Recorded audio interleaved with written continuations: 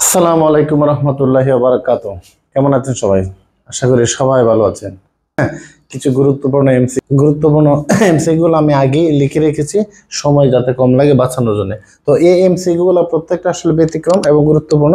Competitive এক্সামে এটা আসছে এবং এখানে ভার্সিটি এক্সামে এগুলো বেশি আসছে। আচ্ছা, এগুলো নিয়ে আমি কথাবার্তা বলবো ইনশাআল্লাহ। দেখি ইনশাআল্লাহ। প্রথমে এখানে লেখা আছে I play football before he comes.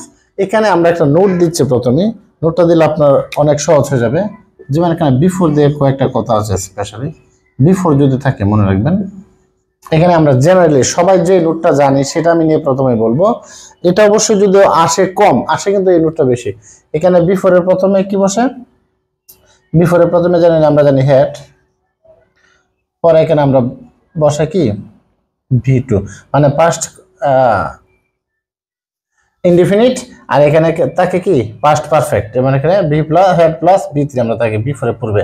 এবং আফটার যখন থাকে তখন আমরা যখন এটা ব্যবহার করতে থাকি, আফটারের পরে হবে হেড প্লাস V3 আর এর পূর্বে হবে V2, মানে পাস্ট ইনডিফিনিট। Past indefinite. আচ্ছা, ইনডিফিনিট এটা আমি মনে রাখার জন্য একটা আপনাকে কথা বলি। মনে রাখবেন বিফোর মানে পূর্বে, তাই পূর্বে থাকবে হেড। আফটার মানে পরে, তারপরে থাকবে হেড। আর আমরা জানি হ্যাভ, হ্যাজ, হ্যাড এর পরে V3 বসে, মানে ভার্বের পাস্ট পার্টিসিপল ফর্ম। তাই এখানে আমরা আফটারের পরে দিব had plus V3। R before যেহেতু পূর্বে, তার পূর্বে দেখব হেড প্লাস V3। তার মানে যদি পূর্বে হেড প্লাস V3 হয়, বিফোরের পরে হবে V2। তার মানে আফটার যেহেতু অর্থ পরে, পরে যদি হেড প্লাস V3 হয় তার পূর্বে হবে পাস্ট ইনডিফিনিট, মানে কি V2। এইটা হলো জেনারেল রুল একটা। এটা থেকে অনেকবারই আসে, কিন্তু যেটা থেকে বেশি আসে এবং যেটা থেকে বিভিন্ন প্রতিযোগিতামূলক পরীক্ষার মধ্যে আসে, সেটা নিয়ে আমি কথাবার্তা বলবো। সেটা হলো এই, যদি এখানে বিফোর থাকে, আর মনে রাখবেন এই যে এখানে বিফোর আছে, প্রথমে বিফোরের পরে যদি এখানে আপনার প্রেজেন্ট টেন্স হয়, বিফোরের পর যদি প্রেজেন্ট টেন্স হয়, প্রেজেন্ট ইনডিফিনিট টেন্স, হ্যাঁ প্রেজেন্ট ইনডিফিনিট টেন্স, তখন তার পূর্বে হবে ফিউচার পারফেক্ট টেন্স। এটা মাথায় রাখতে হবে, ফিউচার পারফেক্ট। এইটা হলো এখানে মূল থিম। কি বলছি? বিফোরের আগের উল্টা তো বুঝছেন। বিফোরের পরে যদি প্রেজেন্ট ইনডিফিনিট টেন্স হয়, তার পূর্বে হবে কি ফিউচার পারফেক্ট টেন্স হবে, ফিউচার পারফেক্ট টেন্স। আচ্ছা, তার মানে এখানে আমরা লিখতে পারি, দেখেন দেয়া আছে I play football before he comes. আমরা এখানে কিওয়ার্ড দেখতে পেলাম, বিফোর আছে, কিন্তু তারপরে যেহেতু প্রেজেন্ট টেন্স আছে, তার মানে পূর্বেটা আমরা অবশ্যই এখানে ব্যবহার করতে হবে কি ফিউচার পারফেক্ট টেন্স। তার মানে কোনটা? উইল প্লে, এটা হবে না, এটা ফিউচার ইনডিফিনিট। হ্যাভ প্লেড, এটা হবে না পারফেক্ট। উইল হ্যাভ প্লেড, হ্যাঁ এটা হতে পারে ফিউচার পারফেক্ট টেন্স। আর এটা হবে না। তার মানে প্রথম এমসিকিউর আনসারটা হবে এটা, যে I will have played football before he comes. আশা করি এটা বুঝছেন। হোয়েন যুক্ত বাক্যের প্রথম অংশ যদি ফিউচার ইনডিফিনিট টেন্স হয়, পরের অংশ অবশ্যই আপনাকে প্রেজেন্ট ইনডিফিনিট টেন্স করতে হবে। তার মানে আমরা বিষয়টা এভাবে আপনাকে ব্যাখ্যা করতে পারি। ধরুন এখানে আছে হোয়েন, কি বলছি? হোয়েন যুক্ত বাক্যের কি প্রথম অংশ যদি ফিউচার ইনডিফিনিট টেন্স, এই যে প্রথম অংশ আপনার ফিউচার ইনডিফিনিট টেন্স, প্রথম অংশ যদি ফিউচার ইনডিফিনিট টেন্স হয়, তো হোয়েনের পরে আমরা ব্যবহার করব কি প্রেজেন্ট ইনডিফিনিট।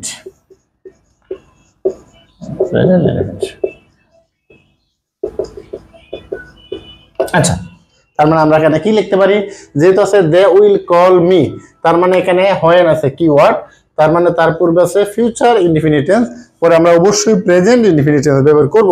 তো প্রেজেন্ট ইনডিফিনিট টেন্স ব্যবহার করতে এখানে কাম, এটা হবে না, কারণ এটা থার্ড পারসন সিঙ্গুলার নাম্বার। আমরা যখন ভার্ব আছে তার সাথে এস বা এস থাকবে। এখানে উইল কাম, এটা হবে না, কারণ এটা ফিউচার ইনডিফিনিট। আর এখানে কামস, এটা হতে পারে, আর এটা হবে না, কিন্তু হবেই না। তার মানে এখানে আনসার হবে এটা, they will call me when she comes. আমরা এখানে এটা ব্যবহার করতে পারি, হোয়েন শি কামস। যখন এখানে নেক্সট কথাটা অবশ্যই অবশ্যই উল্লেখ থাকতে হবে। আমি আবার বলছি নোটটা, দ্যাট যুক্ত বাক্যের পরবর্তীতে যদি নেক্সট কথাটা থাকে, দ্যাট আছে বাক্যের মধ্যে প্রথম অংশ পাস্ট টেন্স, এর যখন নেক্সট কথাটা উল্লেখ থাকবে, নেক্সট এটা হলো মেইন বিষয়। দ্যাট যুক্ত বাক্যের দুইটি অংশের মধ্যে পরবর্তী অংশ যদি নেক্সট কথাটা উল্লেখ থাকে, এই নেক্সট কথাটার কারণে প্রথম অংশ তো যা আছে তাই, দ্বিতীয় অংশের প্রথম সাবজেক্টের পরে শুড অথবা উড প্লাস V1 আমরা ব্যবহার করব। তার মানে এখানে কি ব্যবহার করতে পারি আমরা, I said that I buy the latest car the next week. তার মানে এখানে বাই, শুধু বাই এটা হবে না, বট এটা হবে না, এটা বাইয়ের পাস্ট টেন্স। কিন্তু এখানে আমরা কি বলছি যে সেটাই হবে বি শেল বা উড বা শুড প্লাস V1। এই যে এখানে উড আছে, উড প্লাস বাই, এটা হতে পারে। কি বলছি, নেক্সট আছে, দ্যাট যুক্ত বাক্যের পরবর্তীতে যদি নেক্সট থাকে, আমি কথাটা রিপিট করতেছি বারবার যাতে বিষয়টা ক্লিয়ার হয়। দ্যাট যুক্ত দুটি অংশ থাকার পরে যদি আমরা দেখি পরবর্তী অংশ যদি নেক্সট কথাটা থাকে সেন্টেন্সের মধ্যে, তখন আমরা কি করব, এই বাক্যটাকে প্রথম দ্বিতীয় সাবজেক্টের পরবর্তী যে ভার্ব সেটার পূর্বে শুড অথবা উড প্লাস V1 বসাতে হবে। যেখানে শুড বা উড আছে, পরে V1 আছে, এই অংশটাই সঠিক, এটা হবে না, শুধু এখানে 3 নাম্বার সি হবে। আমরা জানি জেনারেলি একটি সেন্টেন্সে যদি দুটি ভার্ব থাকে তখন শেষের ভার্বের সাথে আইএনজি যোগ করতে হয়, আর যদি উদ্দেশ্য বোঝায় তখন আমরা শেষের ভার্বের পরে আমরা টু ব্যবহার করতে পারি। কি বললাম কথাটা বললাম যে একটি সেন্টেন্সে যদি জেনারেলি দুটি ভার্ব থাকে তখন শেষের ভার্বের সাথে আমরা আইএনজি যোগ করব, অথবা যদি এই বাক্য দ্বারা কোনো উদ্দেশ্য বোঝায় তখন আমরা শেষের ভার্বের পূর্বে টু ব্যবহার করতে পারি। তো এখানে কি লিখছে, I saw someone draw a picture, এখানে যেহেতু উদ্দেশ্য নয় তাই এখানে আমরা শুধু ড্রয়িং এটা ব্যবহার করতে পারি। তার মানে এটা হবে I saw someone drawing a picture, এটাও না, এটাও না, এটাও না, এটা সঠিক। আচ্ছা, আমরা 5 নাম্বার আসি। এখানে 5 নাম্বার নিয়ে আমি একটু কথা বলি। এটা একটা নোট হলো, হোয়াইলের পরপরই যদি কোনো ভার্ব থাকে তখন ভার্বের সাথে আমরা আইএনজি যোগ করব, আর যদি হোয়াইলের পর সাবজেক্ট থাকে তখন আমরা এটাকে পাস্ট কন্টিনিউয়াস টেন্স করব। হোয়াইল দ্বারা জিনিসটা এরকমই বোঝায় যে দুটি কাজে একসাথে হচ্ছে, তখন এখানে আমরা হোয়াইল ব্যবহার করতে পারি। কি বললাম, হোয়াইলের পরে যদি ভার্ব থাকে আমরা সেই ভার্বের সাথে আইএনজি যোগ করব, আর যদি হোয়াইলের পর সাবজেক্ট থাকে তখন আমরা পাস্ট কন্টিনিউয়াস টেন্স করব। আচ্ছা, যেহেতু এখানে লেখা আছে হোয়াইল আর তারপরে ভার্ব, তার মানে আমরা এখানে ভার্বের সাথে কি আইএনজি যোগ করতে পারি, তার মানে এটা হবে না, এটা হ্যাঁ হতে পারে, হোয়াইল ভার্ব প্লাস আইএনজি হতে পারে, এটা হবে না, এটা হবে না। তার মানে এখানে কি, while walking in the forest a snake bit him। 6 number নিয়মের জন্য আমি একটা নোট দিচ্ছি। নোটটা হলো, পানি এর পর, পানি থাকিলে বা পানি এর পর প্রথম সাবজেক্ট অনুযায়ী ভার্ব হবে। এখানে পিতে হলো প্রিপোজিশন, কিছু প্রিপোজিশন আছে আমি এগুলো লিখে দিব। এতে হলো এন্ড অথবা এজ ওয়েল এস, এনতে হলো নট, আইতে হলো ইন এডিশন টু অথবা ইনক্লুডিং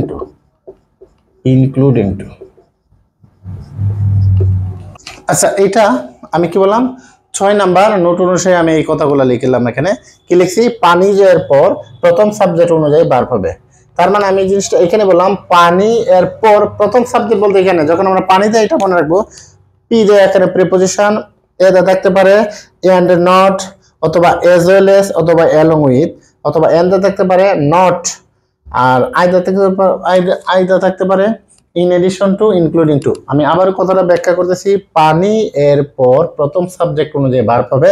পানি বলতে এখানে বুঝেছে পি দা হলো প্রিপোজিশন, এটা হলো এন্ড নট অথবা এজ ওয়েল এস অথবা অ্যালং উইথ, এন্ডে হলো নট অথবা বাট নট, আর আইতে হলো ইন এডিশন টু অথবা ইনক্লুডিং টু। এই শব্দগুলো যখন থাকবে তখন প্রথম সাবজেক্ট অনুযায়ী ভার্ব হবে। আমি এই কথাটা এখানে বললাম। এখানে Nipa as well as her brothers, এখানে হার ব্রাদার্স যদিও প্লুরাল, কিন্তু এজ ওয়েল এজ থাকার কারণে প্রথম যে সাবজেক্ট সেটা অনুযায়ী এখানে ভার্ব আমাদেরকে বসাতে হবে। যেহেতু এরা নিপা সিঙ্গুলার নাম্বার আছে, এখানে নিপা তারপর সিঙ্গুলার নাম্বার, তার মানে এখানে আমরা ওয়ার বসাতে পারছি না, এখানে হ্যাভও পারবো না, তার মানে এখানে হ্যাজ হবে। তার মানে এখানে আনসার দিতে পারি আমরা কি হ্যাজ। আশা করি নোটটা বুঝছেন। কি বললাম? Nipa as well as her brothers, her brothers থাকা সত্ত্বেও আমরা হ্যাজ কাম টু মি, আমরা এখানে সিঙ্গুলার ভার্ব নিতে হচ্ছে কেন? এই পানি এই নিয়মটা অনুসারে। The walls of our house have been painted dash green।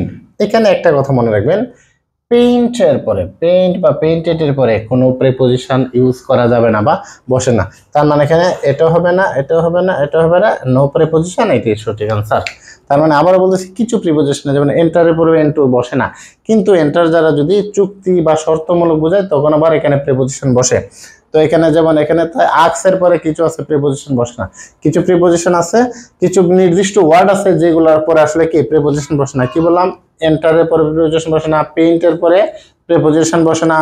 এরপরে কি এখানে এই যেমন এখানে অনেক সময় আমরা এটা যেমন এখানে যদি এইভাবে আমরা লিখতে পারি উই গো হোম, তখন এখানে আমরা প্রিপজিশন বসাতে পারবো না, এখানে আমাদেরকে ক্রস দিতে হবে। অথবা আমরা লিখতে পারি না অ্যাব্রোডের পূর্বে অ্যাব্রোড এর পূর্বে আমরা প্রিপজিশন বসাতে পারি না। তারপরে এখানে গো দেয়ার তার পূর্বে কিন্তু আমরা প্রিপজিশন বসাতে পারি না। এরকম নির্দিষ্ট কিছু ওয়ার্ড আছে, নির্দিষ্ট কিছু ঘটনা আছে যেগুলো পূর্বে আসলে প্রিপজিশন বসে না। ঠিক তেমনি ভাবে এরকম একটা পেইন্ট, তারপরে আমরা এখানে প্রিপজিশন বসাবো না, তার মানে এখানে ক্রস। আচ্ছা, এরপর 8 নাম্বার যেটা আছে সেটা হলো he was all alone here all is. এখানে এটা আসলে একটা গুরুত্বপূর্ণ একটা ভার্সিটিতে আসছে বিভিন্ন প্রকারে। আমি আসলে কোন ভার্সিটিতে আসছে এটা আমি নাম লিখি নাই, এটা সময়ের ব্যাপার আসছে, এটি বড় কথা। আর আপনি কাটাকাটি করলে পাবেন। হি ওয়াজ অল অ্যালোন, এখানে অলটা কি মূলত সে একা, সে কেমন একা? সে পুরোপুরি একা। এই যে অলটা এখানে মূলত এখানে অ্যাডভার্বের কাজ করছে। অলটা এখানে কি অ্যাডভার্বের কাজ করছে, যে সে একা, সে কেমন একা? একা, সে পুরোপুরি একা। হি ওয়াজ অল অ্যালোন, সে সম্পূর্ণরূপে একা। সে কেমন একা? সম্পূর্ণ বা পুরোপুরি একা।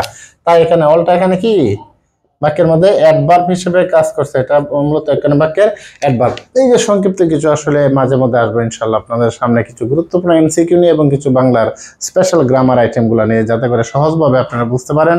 এই জন্য আমি আসবো ইনশাআল্লাহ। এরপরে যদি আপনাদের কোনো কিছু জানার, কোনো গ্রামার আইটেম, যে কোনো বাংলা অথবা ইংলিশ যে কোনো আইটেম যদি আপনাদের জানা থাকে, যদি জানার প্রয়োজন হয়, আপনারা ইনশাআল্লাহ আমাকে বলবেন। আমি সেই বিষয়ে ভিডিও বানানোর চেষ্টা করব, যাতে করে আপনাদের সহজভাবে আপনারা জিনিসগুলো বুঝতে পারেন।